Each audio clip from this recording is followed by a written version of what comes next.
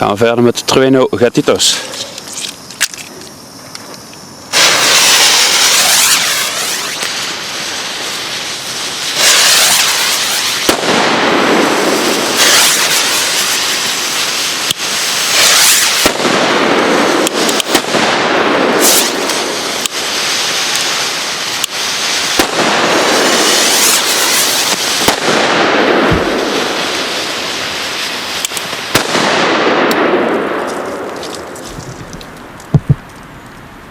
Voor een halve gram klapt het echt goed.